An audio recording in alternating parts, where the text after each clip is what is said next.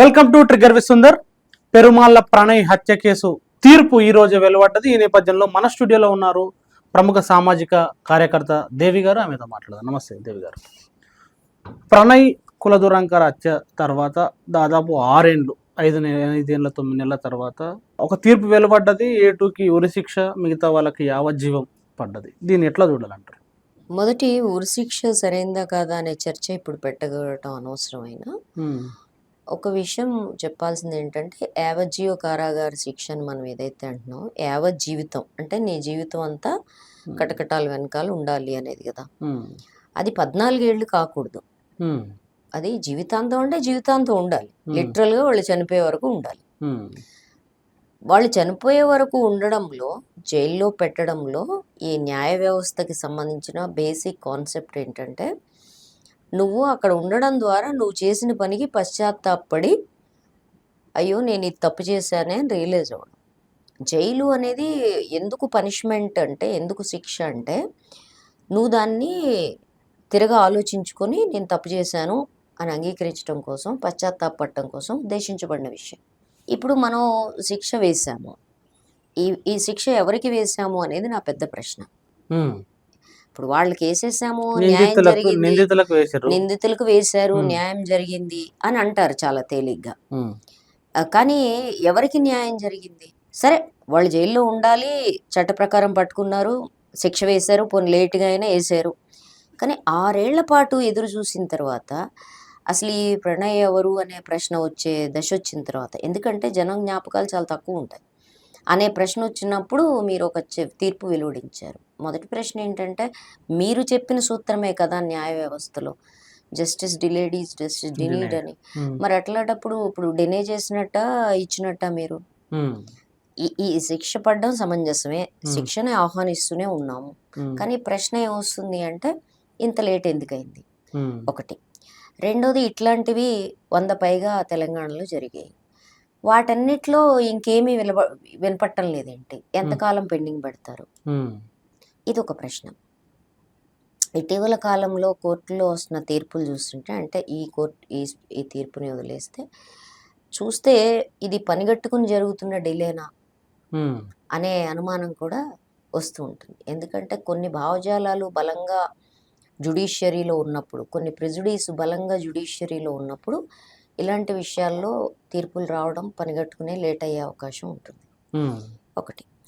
రెండోది, ఇక్కడ సమస్య ఏమొస్తుందంటే, మనం ఇది కాదు, స్వాతి నరేష్లప్పటి నుంచి అడుగుతున్నది ఒకటి ఉంది. తెలంగాణ నుంచి వచ్చింది, మిగిలిన రాష్ట్రాల నుంచి వచ్చింది. డిమాండ్ ఏంటంటే, కులాంతర మతాంతర వివాహాల సంబంధంలో జరిగినటువంటి అహంకార హత్యలు ఏవైతే ఉంటాయో, cold blooded pre planned murders ఏవైతే ఉంటాయో, వీటిని డీల్ చేయడానికి ప్రత్యేకమైన చట్టం, దీన్ని ప్రత్యేకమైన ఇష్యూగా చూడాలి అనేది కదా. అది ఇప్పటి వరకు రాలేదు. అంటే ఎక్కడ డిలే ఉందంటారు? ఎందుకంటే కులాంతర వివాహాలు చేసుకున్న వారికి రక్షణ చట్టం కల్పించాలని చాలా మంది మాట్లాడుతున్నారు. నాకు విషయం చెప్పండి. కులాంతర వివాహాలు చేసుకున్న వాళ్ళకి కాంపెన్సేషన్ ఉంది గవర్నమెంట్ నుంచి కదా. ఎంతమందికి వచ్చింది? నాకే రాలేదు.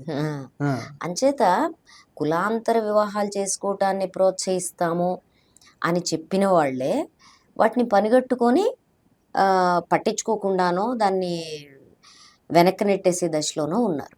అందుకనే కులాంతర మతాంతర వివాహాలని, కులాంతర మతాంతర రాష్ట్రాంతర భాషాంతర వివాహాలని మనం ప్రోత్సహించట్లేదు.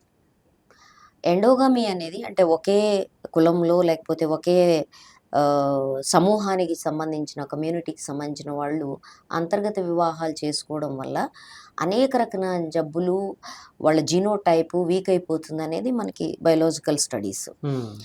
అది జరిగినప్పటికీ కూడా ఇప్పుడు మేనరికాలు వద్దనుకున్నాము. ఈ మేనరికాలు వద్దని ఎందుకు అనుకున్నాము? జీనోటైప్ గురించే కదా. ఇప్పుడు కూడా అదే సమస్య వస్తుంది కదా. కాబట్టి అదంతా సైంటిఫిక్ ఎవిడెన్స్లు ఇవన్నీ వీళ్ళ మూర్ఖత్వాల ముందు పనికిరావు, పక్కన పెడదాం. కానీ రాజ్యాంగం ప్రకారం ఈ దేశంలో అప్పుడు చెప్తున్నాం, ఇప్పుడు చెప్తున్నాం, యువతీ యువకులకి వాళ్ళు ఎంపిక చేసుకున్న, ఈ ఎంపిక చేసుకుంటే అనే విషయంలో ఒకే కులం వాళ్ళని ఎంపిక చేసుకోవాలా, ఒకే మతం వాళ్ళని ఎంపిక చేసుకోవాలా అంటే అది కూడా మేమేం చెప్పట్లేదు. ఎవరిని ఎంపిక చేసుకున్నప్పటికీ వాళ్ళకి నచ్చిన వాళ్ళతో జీవితం గడిపే హక్కు ఉందా లేదా? రాజ్యాంగం ఇచ్చిందా లేదా? ఇచ్చింది కదా. మరి ఆ హక్కుకి, ఆ ప్రాథమికమైన ఎంపిక స్వేచ్ఛకి భంగం కలిగించినప్పుడు దాన్ని ఒక ప్రత్యేక దృష్టితో చూడాలా అక్కర్లేదా? ఇప్పుడు నువ్వు ఇప్పుడు విచారణ జరిపింది, మర్డర్ కేసు మీద జరిపావు. మర్డర్ జరిగింది కాబట్టి దాని ఎవిడెన్స్ సాఫ్ట్గా దొరికింది కాబట్టి సుపారీ ఇచ్చి కిరాయి హంతకులతో చేపించారు కాబట్టి నువ్వు శిక్ష విధించావు. కానీ దీన్ని ప్రత్యేకమైన కోణంలో ఎందుకు చూడాలి? ఎందుకు చూడాలి? వాస్తవంగా ఎందుకు హత్య జరిగింది, హత్యకు సంబంధించిన శిక్ష పడింది, ఇది జనరల్ గా చూసేది. మీరు ప్రత్యేకమైన కోణంలో చూడాలి. ఎందుకు చూడాలి? ఎందుకు చూడాలంటే ఈ కులాంతర మతాంతర వివాహాల విషయంలో జరిగే హత్యలు ఏవైతే ఉంటాయో అవి ఒకప్పుడు కుటుంబంలో ఉండే అహంకారమో మూర్ఖత్వం వలన జరిగేవి. ఇప్పుడు అది నో మోర్ ఒక కుటుంబ ఇష్యూగా లేదు. కుటుంబం కామ్గా ఉన్నా, కుటుంబం పోన్లే వాళ్ళని చావని అని వదిలేసిన ఆ కులం, ఆ కమ్యూనిటీ, ఆ మతం, మన కులానికి అవమానం జరిగిపోయింది, మన కులం ప్రతిష్ట పోయింది, మన మతం ప్రతిష్ట పోయింది, మన మతం వర్ణసంకరం అయిపోతుంది, ఏది జిహాదులు నడుస్తున్నాయి, ఇలాంటి చెత్తవాగుళ్ళంతా వాగేసి ఆ కుటుంబాన్ని స్థిరంగా ఉండనివ్వడం లేదు. అంచేత దీన్ని కేవలం ఒక కోణం నుంచి అవునండి వాళ్ళకి ఇష్టం లేదు అందుకని ఒక కిరాయి హంతకుండా పెట్టి చేశారు అన్నంత తేలిక విషయం కాదు. తేలిక విషయం కాదనడానికి ఉండే ఉదాహరణ ఏంటంటే మారుతీరావుకు అనుకూలంగా అప్పుడు జరిగిన ఊరేగింపులు. మరి అది ఒక వ్యక్తిగతమైన విషయం ఎలా అవుతుంది? అంటే ఒక కమ్యూనిటీగానే ఇటువంటి హత్యలకి సపోర్ట్గా నువ్వు ర్యాలీలు తీసే దశ వస్తే దాన్ని ప్రత్యేకంగా ఎందుకు చూడొద్దు? చూడాలి కదా. చూడాలి. ఈ మూర్ఖులందరికీ చెప్పాలి కదా, ఈ దేశంలో చట్టం నడుస్తుంది, నీ కులం యొక్క రాజ్యం నడవడం లేదు, నీ మతం యొక్క రాజ్యం నడవడం లేదు, మనుస్మృతి నడవడం లేదు అని చెప్పాలి కదా. అది అలా చెప్పడానికి ఇప్పుడు ఒక కాలంలో ఇప్పుడు కులాంతర మతాంతర వివాహాలు కమ్యూనిస్టుల దగ్గర నుంచి మొదలు పెడితే స్వతంత్రానంతరం సంస్కరణోద్యమాల్లో భాగంగా బయట వాళ్ళు కూడా విపరీతంగా కులాంతర భాషాంతర వివాహాలు చేసుకున్నారు. మరి అట్లాంటప్పుడు ఈ చట్టం అవసరం లేకుండా పోయింది. ఎందుకంటే అప్పుడు నిజంగానే అలా చేసుకోవడాన్ని గొప్ప అభ్యుదయం కింద, సాహసం కింద, తెగువ కింద అందరూ అనుకున్నారు. ఇష్టం లేని వాళ్ళు నోరు మూసుకున్నారు. ఇష్టం లేని వాళ్ళు నోరు మూసుకోవడంలో ఆనాడున్న వాతావరణం, ఆనాడున్న చట్టం అమలు చేసే పరిస్థితి చాలా కీలకంగా పనిచేసింది. మరి ఇవాళ ఎవరైతే కులం ఉండాలి అని చెప్తున్నారో, ఎవరైతే కులాధిపత్యం ఉండాలని చెప్తున్నారో, ఎవరైతే మతాధిపత్యం ఉండాలని చెప్తున్నారో వాళ్ళు విచ్చలవిడిగా రౌడీజం దౌర్జన్యం చేస్తున్న కాలంలో ఉన్నప్పుడు కులాంతర మతాంతర వివాహాలు చేసుకున్న యువకులకి తప్పనిసరిగా ఒక రక్షణ ఉండాలి. దాన్ని ప్రత్యేకంగానే పరిగణించాలి. అంటే కాలాన్ని బట్టి నీ చట్టం ఉండాలి, కాలాన్ని బట్టి నేర తీవ్రతను గుర్తించాలి, కాలాన్ని బట్టి నేర తీవ్రతను బట్టి దానికి అనుగుణమైన శిక్షలు ఉండాలి. కాబట్టే కులాంతర మతాంతర వివాహాలకి అడిగాము. దాంతోపాటే ఒకవేళ కులాంతర మతాంతర వివాహాలు జరుగుతున్నప్పుడు మేం గమనించింది ఏంటంటే ఒక యువకుడు వెళ్ళి పోలీస్ స్టేషన్లో మాకు రక్షణ కావాలని అడిగారు అనుకోండి, ఏం చేస్తున్నారు, పోలీసులు పిలిపించి కౌన్సిలింగ్ ఇచ్చేసి ఆపండి అంటున్నారు. అక్కడ వీళ్ళు బుర్రలు ఇళ్ళ తాటికాయల్లో ఊపేసి బయటకు వచ్చిన తర్వాత వాళ్ళు చేయాల్సింది చేస్తున్నారు. మన ఇబ్రాహీంపట్నంలో వాళ్ళు కౌన్సిలింగ్ ఇచ్చిన 1 month లోనే జరిగింది. అక్కడ ఏసీపీ తోటి నేనే స్వయంగా అన్నాను, మీ దగ్గరకు వచ్చిన తర్వాత ఇది మీ ఫెయిల్యూర్ కాదా, ఎందుకు రక్షణ కల్పించలేదు అంటే ఎంతమంది కల్పిస్తామండి అనే కామెంట్ చేసి చేతులు. ఎంతమంది కామెంట్ చేసుకుంటున్నారు, ఎంతమంది చేసుకుంటున్నారు? 100లో 3 కూడా కులాంతర మతాంతర వివాహాలు చేసుకోవట్లేదు. 100 మంది పెళ్లిళ్ళు జరిగితే అందులో 3కి మేము ఒక ప్రికాషన్ తీసుకోలేకపోయినామా? అంటే నేను అంటుంది అదే, ఏ రకమైన రక్షణ చర్యలు తీసుకోవాలనే దాని మీద గైడెన్స్ లేకపోతే వాళ్ళు ఇట్లాంటి కౌన్సిలింగ్లు చేసి వదిలేస్తారు. మాకు దీని మీద గైడెన్స్ లేదంటారు, ఎవరు రెస్పాన్సిబుల్ ఉంటారు, అకౌంటబిలిటీ ఉండదు. కాబట్టి ఆ జవాబుదారీతనం, ఆ అకౌంటబిలిటీ అది ఉండేట్టుగా చట్టం రావాలి. అందుకనే ప్రత్యేక చట్టం అడిగింది. ఇది ఆహ్వానించదగిన పరిణామమే అయినప్పటికీ అంటే 1% కూడా శిక్షలు పడనట్టే కదా. 100 పైన జరిగితే ఒక 6 ఏళ్ల తర్వాత ఒకటి వస్తే ఏమనాలి దాన్ని? ఇంతవరకు స్వాతి నరేష్లది కూడా వచ్చినట్లేదు, మరి ఏమనాలి? స్వాతి నరేష్ది వీళ్ళకి 3 ఏళ్ళు ముందయింది, చెప్పు మరేం చేయాలి? అంచేత ఈ కులాంతర మతాంతర వివాహాలకి సంబంధించిన ఒక ప్రత్యేకంగా చూడాలి, ప్రత్యేకమైన రక్షణ కల్పించాలి. దాన్ని వైలేట్ చేస్తే, ఉల్లంఘిస్తే ప్రత్యేకమైన శిక్షలు ఉండేలా కూడా చూడాలి. ఒకటి అది చూడడం ఎందుకు అవసరము అంటే చట్టంలో ఉండే లొసుగుల్ని అడ్డం పెట్టుకొని కమ్యూనిటీని అడ్డం పెట్టుకుని ఇలాంటి వాళ్ళు వాళ్ళ మూర్ఖత్వంతో they can get away with it. దీంట్లో వచ్చే సమస్య ఏంటి, కొంతమంది మేధావులు అంటారు మన సినిమాల్లో ఈ మధ్య ఒక వింత అభ్యుదయం వస్తుంది. అదేంటంటే అమ్మ నాయల్ని కష్టపడి ఒప్పించి నానా త్యాగాలు చేసి పిల్లలు, నాకు అర్థం కాదు అమ్మ నాయల్ని అంత కష్టపడి త్యాగాలు చేసి ఒప్పించి ఈ తల్లిదండ్రులు ఒప్పుకోవాలి. అంత కష్టపడి త్యాగాలు చేసి ఒప్పించడం ఏంటోళ్ళు. రెండోది ఒప్పుకోరు, ససేమిరా అంటారు మూర్ఖత్వంతో, ఎందుకంటే మూర్ఖత్వానికి ఏం అద్దులు ఉండవు అంటారు. అప్పుడు ఏం చేయాలి? ఇప్పుడు వాడెవడో తండ్రి ఆ పిల్ల వాడితో మాట్లాడుతుందని అందరి ముందు చంపేశాడు, మాట్లాడుతుందనే చంపేశాడు, అంటే నేను వద్దంటే నువ్వు వెళతావా, చంపేశాడు. ఇందులో రెండు అంశాలు ఉన్నాయి. ఒకటి, మన తల్లిదండ్రులకి పిల్లల జీవితాల మీద అబ్సల్యూట్ సంపూర్ణమైన హక్కులు ఉన్నాయని అనుకోవడం ఒకటి.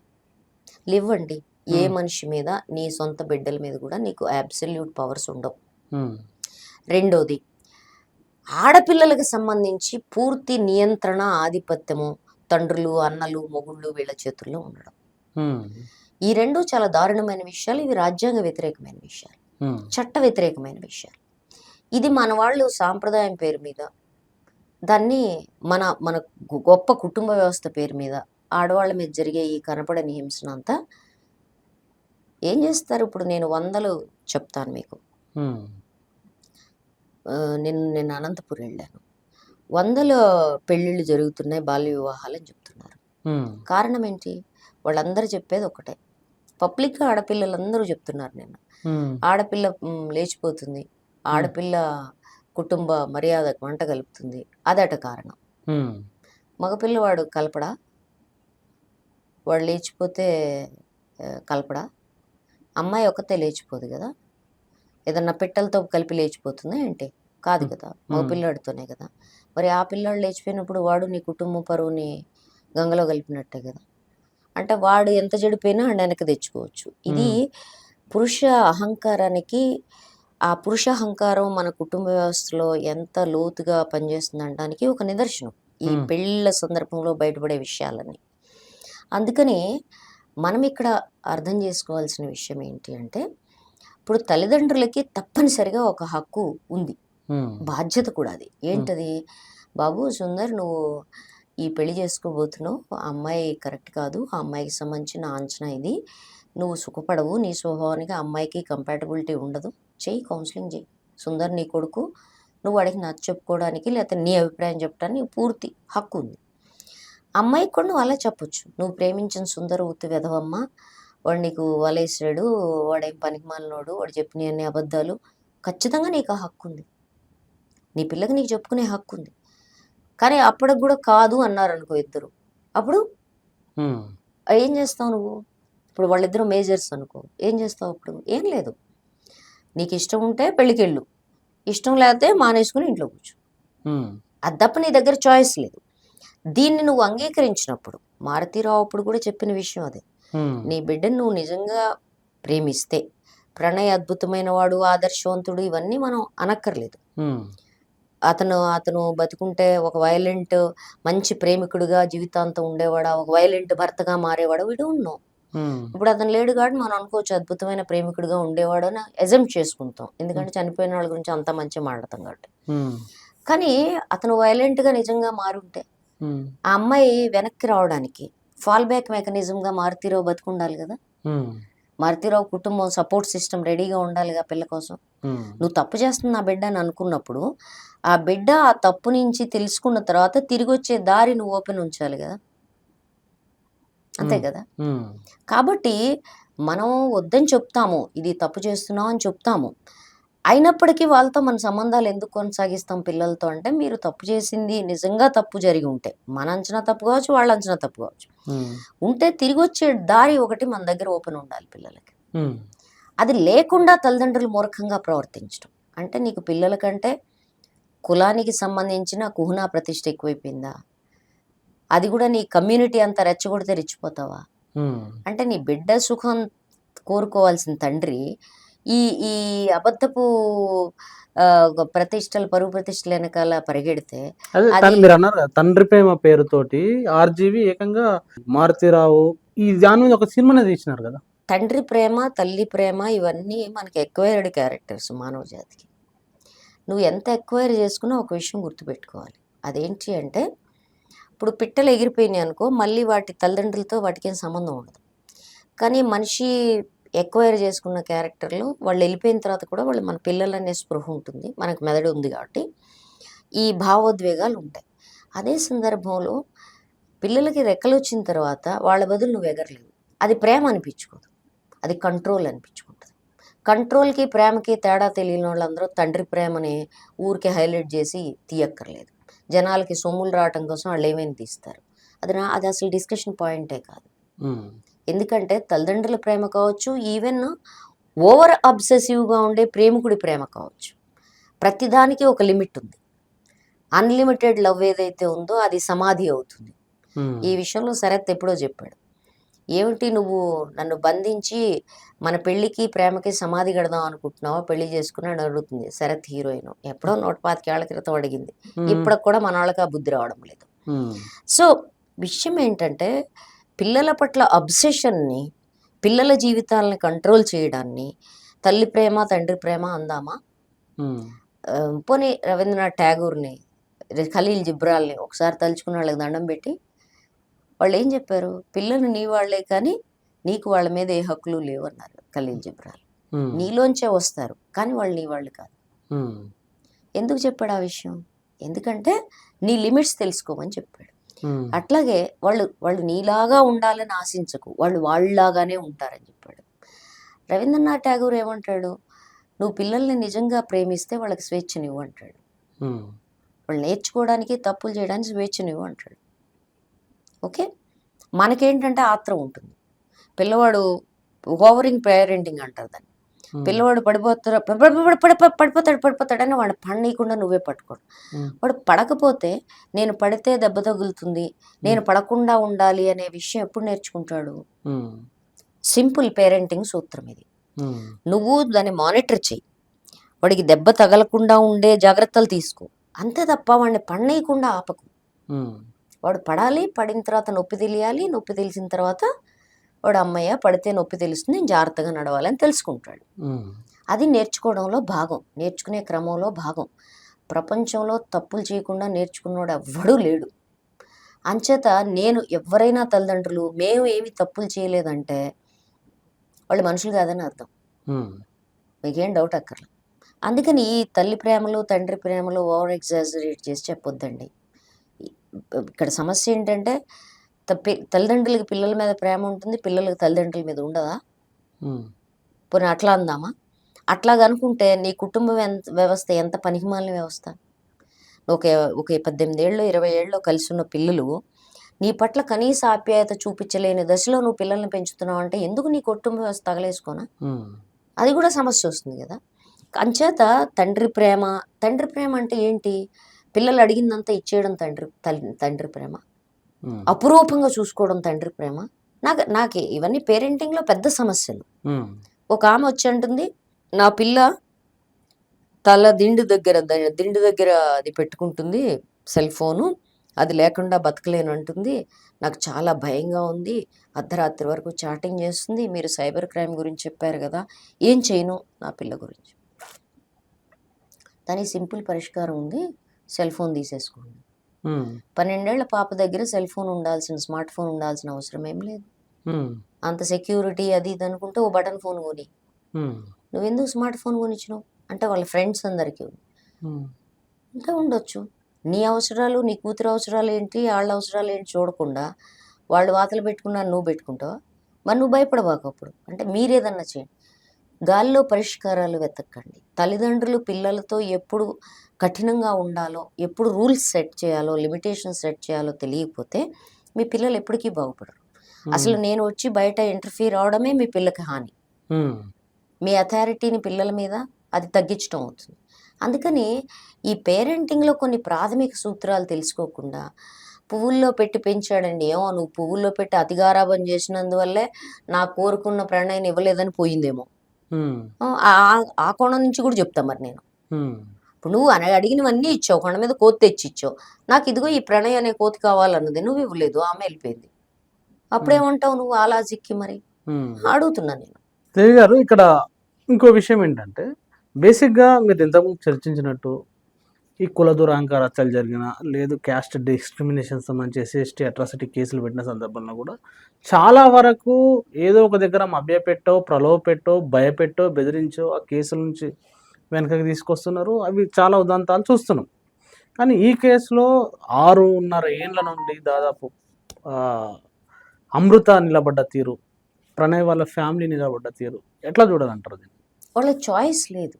ఉమ్, అంటే ఇప్పుడు అమృత నిలబడకపోతే ఆమె ప్రేమకు సంబంధించి ఆమె ద్రోహం చేసినట్టే అవుతుంది కదా. ఉమ్, రేపు ఆ పిల్లవాడు పెరిగిన తర్వాత కూడా అడుగుతాడుగా, వేర్ డూ యూ స్టాండ్ అని అడుగుతాడు కదా. సో రెండోది, అసలు వాళ్ళకి సంబంధించి కనీసం ఆ మోజు తీరి ఒక జీవిత ప్రవాహంలోకి రాకముందే అతను లేకుండా పోయాడు కదా. ఉమ్, సో ఇదంతా ఒక పెద్ద భావనాత్మకమైన విషయం. ఉమ్, ప్రణయ్ తల్లిదండ్రులు నిలబడ్డం అనేది అదేమీ నేను అనుకోవడం అసామాన్యమైన విషయం అనుకోవడం లేదు. ఉమ్, ప్రలోభ పెట్టినా ఏం పెట్టినా వాళ్ళు వెనక్కి తగ్గే పరిస్థితి, వాళ్ళకి చాయిస్ లేదు. అసలు ఉమ్, చాయిసే లేదు. దీంట్లో నిలబడటం పోట్లాడటం తప్ప వాళ్ళకి వేరే చాయిస్ లేదు. ఉమ్, వేరేజ్ మారుతీరావుకి సంబంధించినంత వరకు ఇప్పుడు అతన్ని ఎవరు రెచ్చగొట్టడం వల్ల అంత ఎక్స్ట్రీమ్కి వెళ్ళాడు, ఉమ్, ఏ ఆస్తిపాస్తుల మీద కన్నేయడం వల్ల అతన్ని ఇంత దశకి తీసుకొచ్చారు, దేన్ని రియలైజ్ అవడం వల్ల అతను ఆత్మహత్య చేసుకున్నాడు, దట్స్ ఎ ట్రాజడీ ఉమ్, అతని జీవితంలో. ఈ అతను చేసిన ఈ ఒక్క రెచ్చగొట్టుడు ఫలితం ఏమైంది? ప్రణయ్కి ఒక సహచరుడు లేకుండా పోయాడు. ప్రణయ్ అనే సహచరుడు అమృతకి లేకుండా పోయాడు. వాళ్ళ బిడ్డకి తండ్రి లేకుండా పోయాడు. ఒక ఇద్దరికి కొడుకు లేకుండా పోయాడు. ఇంత చేసి తనే లేకుండా పోయాడు. తన బిడ్డకి తను సృష్టించిన విషాదంలో తోడు నిలవాల్సిన వ్యక్తి లేకుండా పోయాడు. వేరెవరో విషాదం సృష్టిస్తే తోడు నిలవాల్సిన మనిషి తనే లేకుండా పోయాడు. పోనీ దీని నుంచి ఏమి నేర్చుకున్నారు? మళ్ళీ ఆ తల్లి దగ్గరికి అమృత తిరిగి కలవాల్సిన పరిస్థితి ఏర్పడింది. బాంధవ్యాలు వేరు. ఇప్పుడు మారుతీరావు ఈ పని చేసినందుకు ఆ తల్లి బాధపడకుండా ఉంటుందా? తప్పనిసరిగా బాధపడుతూ ఉంటుంది. ఈయన ఇంత చేయబట్టే కదా ఈ కాండంతా నడిచింది. ఆ ఒక్క కోపాన్నో ఆ ఒక్క మూర్ఖత్వాన్నో వదిలేసుకుని ఉంటే కండిషన్స్ మళ్ళీ నార్మలైజ్ అయ్యి ఉండే కదా అనుకుంటూ ఉంటుంది కదా. ఉమ్, ఇప్పుడు మనకి కొన్ని ప్రముఖమైన కేసులు చూస్తాం. ఇప్పుడు చిరంజీవి బిడ్డ కేసులో ఇలాంటి పరిస్థితి వచ్చింది. ఉమ్, అప్పుడు వాళ్ళు కూడా వ్యతిరేకించారు. ఆ అమ్మాయి వెళ్ళిపోయింది. తర్వాత ఏమైంది? She came back. తిరిగి వచ్చింది. ఇప్పుడు కారణాలు ఏమైనప్పటికీ షీ కేమ్ బ్యాక్. వాళ్ళు మళ్ళీ వెనక్కి తీసుకున్నారు. ఉమ్, ఆ మాత్రం విజ్ఞత నీకు కూడా ఉండాలి కదా అంటున్నా. ఇప్పుడు మారుతీరావుతో పోలిస్తే మరి వాళ్ళ కుటుంబం ఎక్కువ జనం కళ్ళల్లో ఉండే కుటుంబం కదా. సో అందుకని మన విజ్ఞత అనేది ఇక్కడే పనిచేస్తూ ఉంటుంది. అది పనిచేయనప్పుడు చాలా కష్టం అవుతుంది. ఇప్పుడు తప్పులు చేస్తారు, వాళ్ళు రియలైజ్ అవుతారు. రియలైజ్ అయిన తర్వాత కుటుంబాలకు తిరిగి వస్తారు. రావచ్చు, రాకపోవచ్చు. నువ్వు యాక్సెప్ట్ చేయాలి అంటున్నా. అది కానప్పుడు ఏమవుతుంది? ప్రలోభాలకి అంటే సాక్షులు హాస్టైల్ అవ్వడం. ఇప్పుడు 6 ఏళ్ళు నడిస్తే ఈ లోపల మారుతీరావు బతుకుంటే ఎంతమంది సాక్షులు నిలబడి ఉండేవాళ్ళు, ఉమ్, ఎంత డబ్బు ఇన్ఫ్లుయెన్స్ ఉండుండేది, ఇది మనం చెప్పలేం కదా. అందుకని సుదీర్ఘకాలం నడిచినప్పుడు ఆ సాక్షి కూడా ఎంతకాలం తిరుగుతాడు? ఉం?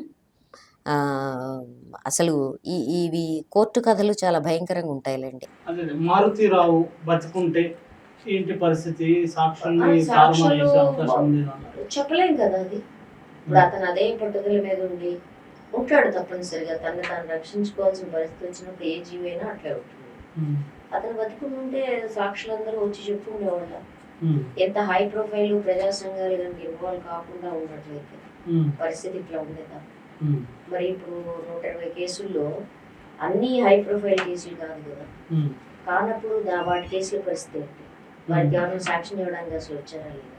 ఉమ్, అన్ని ప్రశ్నలే కదా. సాక్ష్యం లేదా సాక్ష్యం లేదని కొట్టేస్తారు. ఉమ్, నిట్ట నిలువున జరిగిన హత్యలకు కూడా ఏం లేదని కొట్టేస్తారు. ఉమ్, తర్వాత ఇంకోటి, ఇప్పుడు మన ఇబ్రహీంపట్నం కానిస్టేబుల్ హత్య, ఉమ్, అట్లాంటి సందర్భంలో పెద్ద దుఃఖదాయకమైన విషయం వాళ్ళ తల్లిదండ్రులు. ఉమ్, తల్లిదండ్రులు ఇప్పుడు ఏ దశకు వస్తారు? నేను అనేక సందర్భాలు వరకట్న హత్యలప్పుడు కూడా చూసాను. ఉమ్, పోయిన బిడ్డ ఎటు పోయింది, ఉన్న కొడుకుని ఎట్లా వదిలేసుకుంటాం అన్న దగ్గర వాళ్ళ చాయిస్ క్లియర్గా ఉంటుంది. పోయిన వాళ్ళని తేలేరు, ఆ క్లారిటీ ఉంటుంది సామాన్య జనానికి. ఒక ఆదర్శం కోసం నిలబడాలంటే ప్రాక్టికాలిటీ అనేది ఆదర్శాన్ని మించుతుంది. నా బిడ్డ చచ్చిపోయింది, రెండోది ఇంకోటి కూడా ఉంది, నా కొడుకు ఎందుకు చంపాడు, నా బిడ్డ తప్పు చేసిందనే కదా. అట్లాంటప్పుడు ఓకే, తప్పు చేసింది కాబట్టి పోయింది, నా కొడుకుని కాపాడు. ఈ కాపాడుకునే క్రమంలో అక్కడ సాక్షులు ఎవరైతే ఉంటారో వాళ్ళు ప్రధానంగా ఎవరు ఉంటారు, మన కుటుంబ సభ్యులు మనకు తెలుసు. వాళ్ళని వీళ్ళు కన్విన్స్ చేసుకోవడం తప్పేం కదా, వాళ్ళకు కూడా జాలి వస్తుంది. అవును కదా, బిడ్డ వీధి బిడ్డ ఎవరి కోసం చేసాడు, కులం కోసం చేసాడు. ఈ కులానికి సంబంధించిన గౌరవం అనేది, ఒక ప్రైడ్ అనేది మనందరికీ బాగా పట్టించారు కదా జనాలకి. కాబట్టి అవన్నీ పనిచేస్తాయి. మెయిన్ సాక్షులందరూ వ్యతిరేకులుగా హాస్టైల్గా మారడంలో అనేక సందర్భాల్లో ఈ ఫ్యాక్టర్స్ పనిచేస్తాయి. కాబట్టి అన్నిట్లో పడతాయా ఈ స్థాయిలో కేసులు అంటే చెప్పలేము. అసలు ఇంత లాంగ్ డిలే అవ్వడమే, ఒక సాక్షి అనేవాడు, ఒక సాక్ష్యాధారం అనేది, సాక్షి ఒక్కడే కాదు, నువ్వు సేకరించిన సాక్ష్యాధారాలు కూడా కనబడకుండా పోతాయి. అందుకనే సుప్రీంకోర్టు రీఇన్వెస్టిగేషన్ కి బన్వరీదేవి కేసులో ఆర్డర్ ఇచ్చినా ఏం జరగలేదు, నథింగ్ హ్యాపెన్. కాబట్టి మనం అన్ని సందర్భాల్లో ఇంకోటి కూడా ఉంటుంది, అక్కడ ఆ టైంలో ఇన్వెస్టిగేషన్ ఆఫీసర్ ఎవరైతే, నేను చూసింది ఎఫ్ఐఆర్ పెట్టిన వాళ్ళు, ఇన్వెస్టిగేషన్ ఆఫీసర్ ఎవరైతే ఉన్నారో వాళ్ళు కరెక్ట్ లేకపోతే కేసులు. అప్పుడు దుఃఖంలోనో కోపంలోనో ఉన్నప్పుడు తల్లిదండ్రులనే కాదు, వాళ్ళు అసలు అన్కంట్రోలబుల్ భావోద్వేగాల్లో ఉంటారు, దుఃఖంలో ఉంటారు, వాళ్ళు అసలు పట్టించుకోరు, ఎఫ్ఐఆర్ పెట్టారా లేదా దగ్గర ఉంటారు. ప్రజా సంఘాలు కూడా ఈ టెక్నికాలిటీ అనేది వాళ్ళకు కూడా తక్కువ తెలుస్తుంది. ఏ ఏ సెక్షన్ల కింద పెట్టారు, ఆ సెక్షన్లకు సంబంధించిన సాక్ష్యాధారాలు ఉన్నాయా, నిజంగా ఆ సెక్షన్ల కింద ఈ కేసు వస్తుంది, ఇది చాలా కీలకం. ఎందుకంటే ఈ సెక్షన్ కింద రాదు అని కొట్టేసిన కేసులు నాకు చాలా తెలుసు. అంటే అక్కడ ఉండే ఇన్వెస్టిగేటర్ లేకపోతే ఫైల్ చేసే ఆఫీసర్ కావాలను డెలిబరేట్గా వెళ్ళే పనులు చేసినప్పుడు అసలు మీకు మొత్తం పునాదులు కేసు లేచిపోయే అవకాశం ఉంది. కాబట్టి చాలా ఫ్యాక్టర్స్ ఒక కేసు నిలబడటంలో పనిచేస్తాయి. ఇది ఒక సంచలనం సృష్టించిన కేసు కాబట్టి ప్రజా సంఘాలు కానీ లేకపోతే సమాజం కానీ విపరీతమైన సానుభూతి ఆ యువజంట మీద చూపించింది. కాబట్టి అవుట్రేట్గా ఒక సినిమాలో వెళ్ళిన మాదిరిగా డబ్బున్న తండ్రి సుపారీ ఇచ్చి చంపించాడు. కాబట్టి దీని నుంచి తప్పించుకోలేని పరిస్థితి పోలీస్ వ్యవస్థకి, జ్యుడిషియరీకి ఏర్పడింది. కాబట్టి ఈ శిక్ష పడిందని I'm sorry to say this. అట్లా కాని పరిస్థితుల్లో ఇంత యాప్ట్గా శిక్షలు, యాప్ట్గా అంటే టైం గురించి అవట్లేదు, కనీస పక్షంగా ఈ రకమైన శిక్షలు పడతాయని ఆశించడం కొంచెం అత్యాశ అవుతుంది. రెండో అంబోజీ నరేష్ సంబంధించిన కేసు కానీ మిగతా చాలా ఇంకా 120 పైన, అంటే ఇంకా 119 కేసులు దాని ఊసే లేదు. ఇంకా మరి దానికి పరిష్కారం, దాన్ని ఫాలో అప్ ఎవరు చేయాలి? ఎక్కువ సందర్భాల్లో మమ్మల్ని అడుగుతూ ఉంటారు, మీరు ప్రజా సంఘాలు అప్పుడు ఊరేగింపు చేశారు కదా, అప్పుడు కోతులు పట్టుకున్నారు కదా, అక్కడతో అయిపోయిందా అని అది ఒక పెద్ద జోక్. అది కోతులు పట్టుకోవడం జోక్ కింద మారింది. ఆ రోజు వరకు ప్రజా సంఘాలు వెళ్ళి మద్దతు ఇవ్వడం, ఆ పూటకి ధర్నా చేయడం వల్ల పరిష్కారం కాదు కదా అనేది కూడా ఉంది. అసలు పరిష్కారం చేయడము ప్రజా సంఘాల పనే, యాక్టివిస్టుల పనే కాదు. సారీ టు సే ఇట్, కాదు. అంటే లాంగ్ టర్మ్ లో నిలబడాల్సిన బాధ్యత ఉంది. లాంగ్ టర్మ్ లో నిలబడటం వేరు. లాంగ్ టర్మ్ లో మహిళా సంఘాలు, ప్రజా సంఘాలు నిలబడ్డాయి. అట్లా నిలబడకపోతే డేరా బాబా శిక్ష పడేది కాదు. లాంగ్ టర్మ్ 16 ఏళ్ల పాటు 2 పిల్లల్ని దాచారు. ఈ ఆశారాం విషయంలో కానీ డేరా బాబా విషయంలో 2 మైనర్ బాలికల్ని 16 ఏళ్ల పాటు నార్త్ ఇండియాలో ఒక ప్లేస్ నుంచి ఒక ప్లేస్ తిప్పుతా కాపాడారు. అంచేత ఫాలో అప్ చేయరని అబద్ధ కూతలు కుయ్యొద్దు. కానీ సమస్య ఏంటంటే ఇప్పుడు నువ్వు 120 కేసులు చెప్పు, 120 కేసుల్ని ఏ ప్రజా సంఘం ఫాలో అప్ చేస్తుంది? కొన్ని కేసుల్ని ఎందుకు టేకప్ చేస్తారండి? మీరు కూడా మీడియాలో కనపడతారని చేస్తారు కాదు. ఇప్పుడు బన్వరీదేవి మీద జరిగిన కృత్యము ఆశా వర్కర్స్, అంగన్వాడీల మీద ఎక్కడా జరగలేదు, జరిగింది. కానీ ఒక కేసు సడన్ గా ఒక హై ప్రొఫైల్ వస్తుంది కారణాల మీద. వచ్చినప్పుడు దాని నుంచి ఒక అవుట్కమ్ కోసం ప్రయత్నిస్తాం. విశాఖ గైడ్ లైన్స్ అనే అవుట్కమ్ కావచ్చు. ఆ విశాఖ గైడ్ లైన్స్ పట్టుకొని prevention of sexual harassment at work place చట్టం కావచ్చు. ఒక సుదీర్ఘకాలపు అడ్వొకసీ జరిగింది. 1992లో మొదలు పెడితే 20 ఏళ్ల పాటు అడ్వకసీ జరిగితే నీకు 21వ సంవత్సరంలో ఈ చట్టం వచ్చింది. మీరు ఫాలో అప్ ఏం చేస్తున్నారు అండి అంటే ప్రజా సంఘాలు ఫాలో అప్ చేయకుండా ఇది జరిగిందా? ప్రజా సంఘాలు ఫాలో అప్ చేయకుండానే బనవరిది కేసు అంటే ఉదాహరణ చెప్తుంది. అట్లనే ఇప్పుడు ఈ కులాంతర మతాంతర వివాహాలకు సంబంధించిన ప్రత్యేక చట్టం అనేది వీళ్ళ దగ్గర మనం డిమాండ్ మొదలు పెట్టలేదు, అంతకు ముందే మొదలైంది. కూనరాగాలుగా ఉన్నది కొన్ని కేసుల్లో అది స్ట్రెంగ్తెన్ అవుతుంది, ఎందుకంటే అప్పుడు అందరూ వినడానికి సిద్ధంగా ఉంటారు. దాని గురించి మనం చర్చిస్తాం. ఫాలో అప్ చేశారా అంటే ఏం చేయాలి? ఇప్పుడు నేను ధర్నా ఎందుకు చేస్తాను అది కూడా నేను ప్రశ్నించుకున్నాను. నిజంగానే మేము వచ్చి మీడియా కోసం చేస్తున్నాం, మీడియాలో రాని అనేకం చేస్తున్నాం కదా, మరి మీడియాలో రానివేవి మేము చేస్తున్నట్టు మీకు తెలియదు, కాబట్టి మీడియాలో వచ్చినవి మాత్రమే మేము చేస్తున్నాం అని మీరు అనుకుంటున్నారు. ఎవరైతే ఇటువంటి కేసులు ఉన్నారో అవి స్త్రీల మీద జరిగే అకృత్యాలు, చిన్నపిల్లల మీద జరిగే అకృత్యాలు, లేకపోతే ఇలాంటి హత్యల, వీటి మీద ఆయా సంఘాలు ఆయా ప్రయారిటీలకు సంబంధించి వాళ్ళు నిరంతరంగా పనిలో ఉన్నారు. అది మీడియా నిరంతరం కవర్ చేస్తా. ఇప్పుడు వీళ్ళిద్దరు కేసుల్లో చెప్తున్నాను నేను 100 సార్లు ప్రజా సంఘాల వాళ్ళు వెళ్ళొచ్చారు. నీకు తెలుసు ఆ విషయం మీడియాలో?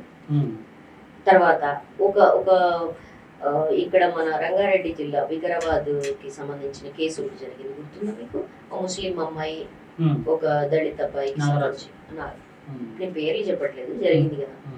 ఆ కేసు ఫాలో అప్ లో మా వాళ్ళు ఆ అమ్మాయిని ఎంత జాగ్రత్తగా ఫాలో అప్ చేశారో తెలుసు. వాళ్ళ ఫ్యామిలీని ఆ అమ్మాయిని కాపాడటానికి, ఆ అమ్మాయిని తీసుకురావడానికి, ఆ అమ్మాయి ప్రోస్ అండ్ కోన్స్ కి నాకు తెలుసు. ఎందుకంటే ఆ అమ్మాయి గురించి 1 సంవత్సరం పాటు దాదాపుగా ప్రతిరోజు డిస్కషన్ జరిగింది మా గ్రూప్ లో. మరి ఇది నేను మీడియాకి చెప్పనా? నీకు తెలుసా అసలు ఎంత జాగ్రత్తగా వాళ్ళు A to Z ఈ అమ్మాయి ఇట్లా బాధపడుతుంది, ఈ అమ్మాయి ఫీలింగ్స్ ఇట్లా ఉన్నాయి, ఈ అమ్మాయి నీతో మాట్లాడకపోతే ఫలానా వాళ్ళతో ఓపెన్ అవ్వచ్చు, ఆ అమ్మాయి ఏం కోరుకుంటుందో అడగడే దగ్గర నుంచి సున్నితంగా డీల్ చేశారు. దాంట్లో మన women and child welfare director గా అప్పుడు ఉన్న దివ్య, ఆమె కూడా అద్భుతమైన హెల్ప్ చేసింది. ఇవన్నీ మీడియాకు తెలియదు. ఇప్పుడు నోరు బారేసుకోవడం కూడా తెలుసు మీడియాకి. ఇదొకటి. రెండోది, అసలు నా ప్రశ్న ఏంటంటే మేమేం చేస్తాం, ప్రజా సంఘాలు ఏం చేస్తాం? చట్టపరంగా జరగాల్సిన చర్యలు జరగనప్పుడు, లేదు ఒక చట్టం ఉన్న వాళ్ళకి చుట్టంగా మారి దీన్ని క్లోజ్ చేస్తుంది అన్నప్పుడు దాన్ని క్లోజ్ చేయనీయకుండా చట్టపరంగా జరగాల్సిన చర్యలు చేపట్టే వరకు దాని మీద నిఘా ఉంచుతుంది. ఆ నిఘా ఉంచడంలో భాగమే ఒక ధర్నా చేయడం కానీ ఒక ఒత్తిడి. ఇప్పుడు కలకత్తా డాక్టర్ కేసు ఉంది, ఎవరు వచ్చినా రాకపోయినా 10 మంది వెళ్ళి నిలబడి అక్కడ చేసి వచ్చారు. నువ్వు ఎందుకు చేస్తున్నావు అంటే అది కూడా చేయకపోతే నీకు ముఖానికి కొవ్వొత్తి చూపించేవాడెవడో, నీ మూర్ఖత్వానికి నువ్వు పడే ట్రాఫిక్ లో, నువ్వు తినే పిజ్జా బర్గర్లో అది కొట్టుకుపోతుంది. అందుకని ఆ 10 మంది ఎవరైతే నిలబడ్డారో వాళ్ళు నీ కాన్షియస్నెస్, సమాజానికి సంబంధించిన స్పృహ, అది ఆ స్పృహ కూడా లేకుండా కొవ్వొత్తుల గురించి నువ్వు అవహేళన చేసే దశలో ఉన్నావు. ఒకటి. రెండోది, మేము గనక ఫాలో అప్ చేస్తే అంటే ఏంటి కోరుకుంటున్నారు? మేము వెళ్ళి ఇన్వెస్టిగేషన్ చేయమా? ఎవడు చంపాడు, ఈ కత్తి మీద వేలిముద్రలు ఉన్నాయా లేదా, వీడి ప్రవేశం ఎలా జరిగింది, ఇవన్నీ మేము ఇన్వెస్టిగేట్ చేయమా? Are we qualified to do it? అంటే నేను ఇన్వెస్టిగేటివ్ ఆఫీసర్నా? క్రైమ్ ఎట్లా జరుగుతుంది, ఏ ఏ అంశాలు క్రైమ్ లో చూడాలి, ఎక్కడ జాగ్రత్త, సాక్ష్యాలు ఎక్కడ స్వీకరించాలి, వేలిముద్రలు ఎక్కడ ఉంటాయి, DNA ఎక్కడ తీయాలి, ఇవన్నీ నాకు తెలుసా? నీకు ట్రైనింగ్ ఇచ్చి పెట్టాం పోలీస్ స్టేషన్ లో, ఈ క్రైమ్ ఇన్వెస్టిగేషన్ కి నీకు ఈ సాంకేతిక విషయాలన్నిట్లో శిక్షణ ఇచ్చి పెట్టాం, మా డబ్బులతో, జనం డబ్బులతో. ఆ పని చేయను, నీకు నీ జీతం ఇచ్చేది ఆ పని కోసమే కదా, చెయ్యి ఆ పని చెయ్యి. అది నువ్వు చేయట్లేదు కాబట్టి చేయమంటున్నావు. ఓకే, ఒకటి. రెండోది, ఎక్కడ చేయాలి ఇన్వెస్టిగేషన్? డాక్టర్ దగ్గరికి వెళ్ళి చూడమా? పోస్ట్ మార్టం నివేదికలు ఎన్ని తప్పులు వచ్చినాయి, అనుమానాలు వచ్చినప్పుడు మళ్ళీ దాన్ని రీపోస్ట్ మార్టం చేయించాలని ఎన్నిసార్లు అడిగాము, ఇన్ కెమెరా చేయించాలని ఎన్నిసార్లు అడిగాము, అడుగుతాం. కానీ నేను వెళ్ళి చేయనుగా పోస్ట్ మార్టం. ఇది దిమాక్లో లేకుండా పనికిమాల క్వశ్చన్స్ వేస్తుంటారు. ప్రజా సంఘాలు ఏం చేస్తున్నాయి? ప్రజా సంఘాలు చేయాల్సింది చేస్తున్నాయి. ప్రజా సంఘాలు చేయాల్సింది ఏంటంటే, ఎవడైతే పోలీసు జ్యుడిషియరీలో వాడు చేయాల్సిన పని వాడు చేయడో, రాజకీయ ఒత్తిళ్లకో, కులం ఒత్తిళ్లకో, ఇంకో ప్రభావాలకో లొంగి, మరి డబ్బు ప్రభావాలకో వాడి పని వాడు చేయనప్పుడు వాడు పని చేయట్లేదు అని ఎత్తి చూపించడమే ప్రజా సంఘాలు. వాడు చేయాల్సిన పని కుక్క పని గాడిద చేయదు. ఇది గుర్తుపెట్టుకోవడం మంచిది. ఈ ప్రశ్న అడిగేవాళ్ళు ఎవరైనా.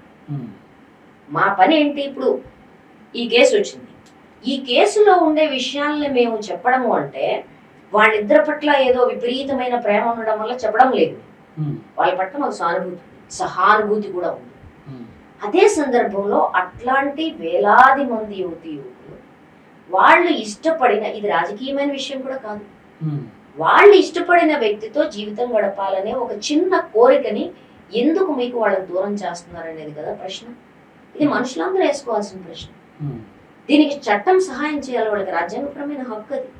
నువ్వు చేయట్లేదు కాబట్టి మేము అడుగు, చేయట్లేదు కాబట్టి నిన్నెవడో ఒకడు అడిగేవాడు ఉండకపోతే, కంచీకర్ర పట్టుకొని నిలబడకపోతే జనంలో, దీన్ని పౌర స్పృహ అంటాం. లేకపోతే నువ్వు చెయ్యవు కాబట్టి ప్రజా సంఘాలు అడుగుతాయి. అంతేగాని ప్రజా సంఘాల పని నువ్వు చేయాల్సిన పని నేను చేయడం కాదు. నేను చేయాలంటే ఏంటి? వీళ్ళకి న్యాయం జరిపేలా చూడండి మేడం అంటే ఏంటి? నేను వెళ్ళి జడ్జి ఏమన్నా? నాకు తెలియదండి ఏ సెక్షన్ కింద ఏ సెక్షన్ ఇస్తారో నాకు తెలియదు. ఐ మీన్ లే పర్సన్. అందుకని అసలు మాట్లాడేటప్పుడు ఎక్కడి నుంచి మాట్లాడుతున్నామో తెలియకుండా మాట్లాడుతున్నారు జనాలు. అంటే ప్రతి వాళ్ళకి ఇది ఒక సరదా తమాషా అయిపోయింది. ప్రజా సంఘాల గురించి మాట్లాడడం, యాజిటేషన్స్ చేసే వాళ్ళ గురించి మాట్లాడరా? చాలా వరకు మీలాంటి వాళ్ళ మీద సోషల్ మీడియాలో కొన్ని సంఘాలు కొద్దిమంది వాళ్ళు మీరు అన్న పాయింటే వస్తుంది. జనరల్గా మీరు చేసే పోరాటాలు కానీ, మీడియా కవరేజ్ ఏరియాలకు రాని కానీ ఇవన్నీ చాలా ఉంటాయి. ఏదో పర్టికులర్ కేసు పట్టుకొని మీ ఎక్కడున్నారు దేవి గారు, ఎక్కడున్నారు సంజయ్ గారు, ఎక్కడున్నారు వీళ్ళు అని చెప్పేసి ఒక ట్రోలింగ్ పోస్టులు ఈ మధ్యకాలంలో విపరీతంగా పెరిగినాయి. నేను అట్లా ట్రోల్ చేసే వాళ్ళని ఎవరినైనా ఒకటే ప్రశ్న అడుగుతాను, నువ్వెక్కడున్నావు, నువ్వేం చేస్తావు? నన్ను ట్రోల్ చేయడానికి బదులు ఓకే దేవి గారు రాలేదు, సంజయ్ గారు రాలేదు, వాళ్ళు రానప్పుడు పౌరులుగా ఇది మా పని చేస్తామని నువ్వు ఎందుకు చేయట్లా? మేమేమన్నా కాంట్రాక్ట్ తీసుకున్నావా? నువ్వేమన్నా పోలీసుడికి నీ జ్యుడిషియరీకి ఇచ్చినట్టు నాకే జీతాలు ఇస్తున్నావా? లేకపోతే నీ మినిస్టర్కి నీ ఎమ్మెల్యేకి పెట్రోల్ పోసినట్టు బాడీ గార్డులు ఇచ్చినట్టు నాకేమైనా ఇస్తున్నావా? లేదు కదా. నీ పైసా నీ ట్యాక్స్ పేయర్స్ మనీలో ఒక పైసా నేను తింటలేదు. What right do you have to ask me? నీకేం రైట్ ఉంది నన్ను అడగడానికి? పబ్లిక్ లైఫ్లో ఉన్నాను కాబట్టి అడుగుతానంటావా? ఎస్, నేను జవాబు చెప్తాను. నాకేమి ఇవ్వకపోయినా నేను ప్రజలకు జవాబుదారీగా ఉంటాను, పౌరులకు జవాబుదారీగా ఉంటాను. నువ్వు ఎందుకు ఈ పని చేసావంటే జవాబు చెప్తాను. కానీ అలవిగాని పని నెత్తుకొని పరుగులు తీస్తున్నాం మేము. నీకు నిజంగా అట్లాంటి స్పృహ ఉంటే రా, నువ్వు కూడా వచ్చి మాతో పాటు పంచు. నువ్వు లీడర్ కా, ఎక్స్పోజ్ కా, మీడియాలో రా. నువ్వు కూడా 100 కొవ్వొత్తులు పట్టుకొని ఎదురు నిలబడి నీదే పెట్టుకో మీడియాలో. మేము కాదనము వద్దనము, అసలు మేము ఎంకరేజ్ చేస్తాం. ఇంకో 10 మంది రమ్మంటున్నాం. మేమే చేయాలని ఎందుకు అంటున్నాం? నా ప్రశ్న. అంటే మేము మీ అంతటా మీరు బాధ్యత ఎత్తుకున్నారు కాబట్టి చేయాలంటున్నావా? మేము బాధ్యతలు చేయడానికి ఎక్కడా పారిపోదాం, జవాబుదారీతనంగా ఉండడానికి, అకౌంటబుల్గా ఉండడానికి ఎక్కడా వెనకం చేయాలి. మేము ప్రతి విషయంలో పారదర్శకంగా ఉన్నాం. ప్రతి విషయంలో మేము దేనికి ఎందుకు మద్దతు ఇచ్చామో చెప్పాము. కానీ నువ్వు మాత్రమే కొన్ని రాజకీయాలు చేసి కొన్ని అంశాల్లో మాత్రమే ఎందుకు స్పందించలేదని అడుగుతున్నావు. మేము అన్ని అంశాల్లో స్పందిస్తున్నాం, నీ కొన్ని అంశాలు మాత్రమే కనపడుతుంది. అది నీ దృష్టిలో, నువ్వు పెట్టుకున్న కళ్ళద్దాల్లో. ఆ సందర్భంగా ప్రణయ్ హత్య సందర్భం కూడా ఈ కులాంతర మతాంతర వివాహాల రక్షణ చట్టం పేరు ప్రణయ్ పేరు పెట్టాలని చెప్పేసి ప్రజా సంఘాలు, పౌర సమాజం అప్పుడు పెద్ద ఎత్తున మీరు అన్నట్టు ఆ కేసుకు కొంత ఎక్కువ అది వచ్చింది కాబట్టి అందరూ డిమాండ్ చేసినారు. ఇప్పుడు కేసు తీర్పు కూడా వచ్చింది.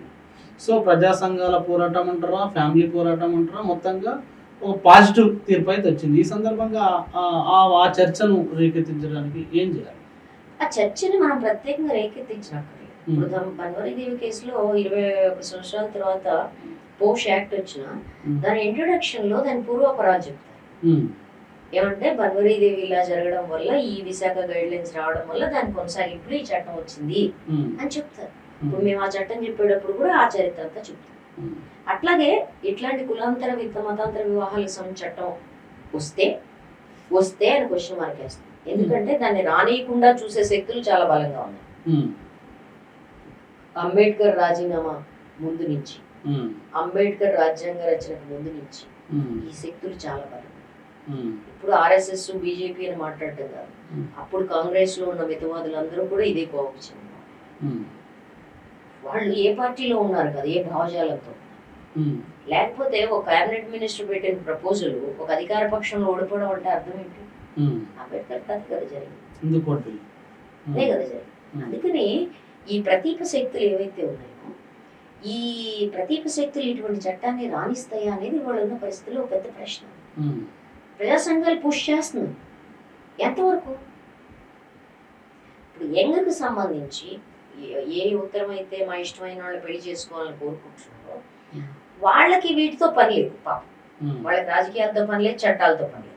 స్త్రీ పురుషుల మధ్య ఉండే ఒక సహజమైన మామూలు ఆకర్షణతో పాపం ఇలాంటి పనులు చేస్తున్నారు. విప్లవాలు తేవాలని చేయరు వాళ్ళు కదా, కాన్షియస్ గా మేము విప్లవం తెస్తున్నామని కూడా చేయరు. ప్రణయం అమృత అలా చేశారా? లేదు. మేము ప్రేమించుకున్నాం, ఏదో కలిసి బతికేద్దాం అనుకుని చేశారు, అంతే కదా. వాళ్ళు ఇవాళ యువతరం రావాలి, వీటికి గొంతెత్తాలి అంటే అసలు మన సమాజంలో ఇప్పటికే ఒక వాతావరణం తెచ్చేసాం. అసలు యువతీ యువకులు ఒకళ్ళొకళ్ళు కోరుకొని ప్రేమించి పెళ్లి చేసుకోవటమే మనం వాళ్ళ మీద ముక్కులు మూతులు విరిచే పరిస్థితుల్లో ఉన్నాం, తప్పుగా భావించే పరిస్థితుల్లో ఉన్నాం. రెండవది, వాళ్ళంతటి వాళ్ళుగా రావడానికి అసలు వాళ్ళకి ఈ రకమైన స్పృహ ఏమి ఉండదు ఆ వయసులో. కొంతమందికి ఉండదు, కొంతమందికి ఉండదు.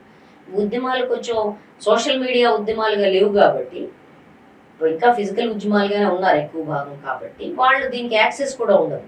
మా మా మా ఇవేంటి, మా హక్కులేంటి అనే విషయం. ఇప్పుడు ఉదాహరణకి మా వాడేదో పెళ్లి రిజిస్టర్ చేసుకుందాం అంటే 100 సర్టిఫికెట్లు అడిగారు. ఇవన్నీ వీళ్ళకి ఎందుకు, మేము ఇద్దరం కలిసి బతుకుతాం అంటే అన్నాడు వాడు ప్రశ్న. అని అక్కర్లేదు, మేము కలిసి బతుకుతాం ఆపుతారా అన్నాడు. సింపుల్. అంటే నువ్వు సింపుల్ విషయం, వాళ్ళిద్దరు కలిసి బతుకుతాం అనుకున్నారు, అది నమోదు చేయరా బాబు చట్ట ప్రకారంగా అంటే నువ్వు వాళ్ళ పుట్టు పూర్వోత్తరాలన్నీ అడిగితే ఎట్లా? ఎందుకు రావాలి, ఎందుకు ఇవ్వాలి? నేను అబ్జెక్షన్ చెబుతాను, నువ్వు ఎందుకు ఆపాలి అసలు వాళ్ళ పెళ్లి? నేను తల్లినే, నేను నో అబ్జెక్షన్ చెబుతాను, నాకు 1,00,000 కారణాలు ఉన్నాయి చెప్పడానికి. కానీ వాళ్ళిద్దరూ మేజర్స్ అండి. నేను అబ్జెక్షన్ చెబితే నువ్వు చెప్పాలి, నీ అబ్జెక్షన్లు ఇక్కడ పనిచేయవు, వాళ్ళు మేజర్స్, చట్టపరంగా నీకు ఏ హక్కు లేదని నువ్వు చెప్పాలి. అది మానేసి దాన్ని పట్టుకొని నువ్వు ఏకల పీకి, ఇంకా ఉత్తర భారతదేశంలో అయితే మరీ ఘోరం.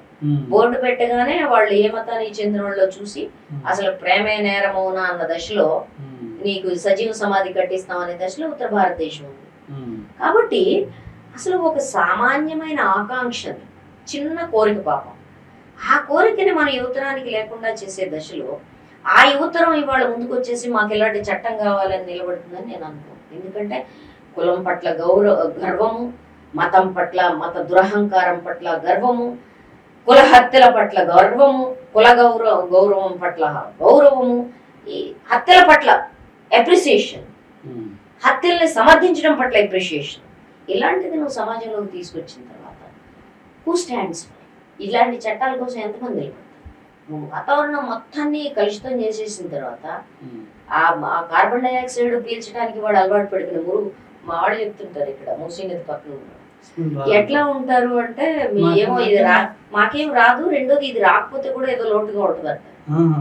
అట్లాగే ఈ కాలుష్యంలో, ఈ కులమత కాలుష్యంలో ఉండిపోయి బాగా వాట్సాప్లకి సోషల్ మీడియాకి అలవాటు పడిపోయిన పనికిమాలిన చెత్తసరికి అంతా, కడుపులో చల్లగలకుండా ఉండే బాపతి గ్యాంగ్ అంతా, వాళ్ళందరూ సృష్టిస్తున్న ఈ పొల్యూషన్లో అసలు మానవత్వము, మనుషుల మధ్య ఉండే అనుబంధాలు, వాళ్ళకి ఏర్పడే ఆకర్షణలు అనేవి అత్యంత ప్రశ్నార్థకంగా మారిపోయిన దశలో ఇటువంటి చట్టాల కోసం ఎవరు నిలబడతారు అనేది ప్రతి ప్రశ్న. ఒకవేళ నిలబడ్డా దాన్ని ముందు కొనసాగిస్తారు. మెషిన్ మ్యానిపులేషన్ స్టార్ట్ అయిన అధికారంలో ఎక్కడ నిలబడిస్తారు? కాబట్టి ఇది ఎదురీత నడుస్తుంది ప్రజాస్వామ్యం. సో మొత్తం ఎదురీతకు పులి స్టాప్ పడాలి. ఇలాంటి కులాంతర, మతాంతర, భాషాంతర, ప్రాంతాంతర వివాహాలకు సంబంధించి రక్షణ చట్టం రావాలి.